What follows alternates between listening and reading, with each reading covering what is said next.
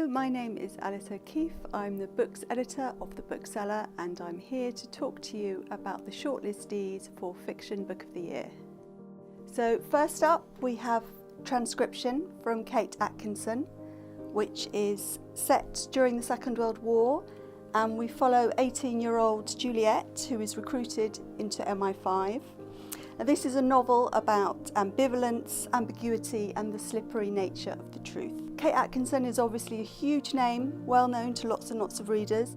So this is instantly recognisable as the winner of the Man Booker Prize. It is Millman from Anna Burns, and this is set in 1970s Belfast during the Troubles, and we follow the protagonist, who's known to us as Middle Sister, as she deals with some very unwelcome attention from a man known as the Milkman. The publishers put this into paperback when the shortlist was announced, which was a brilliant strategic decision, because when it went on to win, it was perfectly placed to sell really, really well. Next up, we have Jojo Moyes with Still Me. This is really top-notch women's commercial fiction. It's warm, engaging, never sentimental. It's actually the third in a trilogy, which began with Me Before You, which was turned into a hit Hollywood film. And it continues the story of Lou, our engaging heroine, who moves to Manhattan to take a job as an assistant to a New York socialite, but things do not go to plan.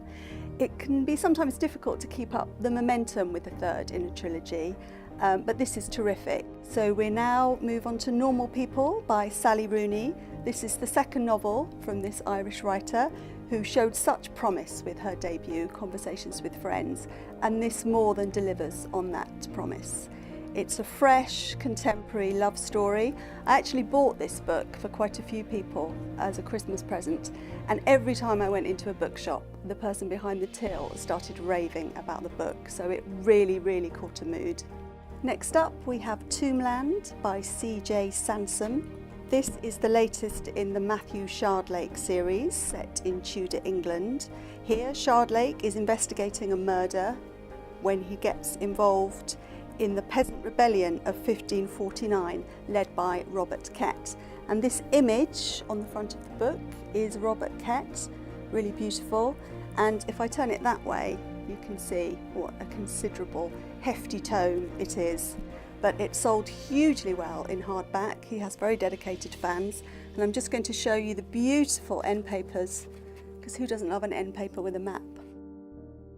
So next up we have Why Mummy Swears by Gill Sims, which is the second in the series following Why Mummy Drinks.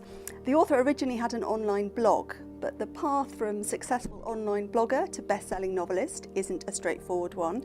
However, this has gone on to sell in huge quantities,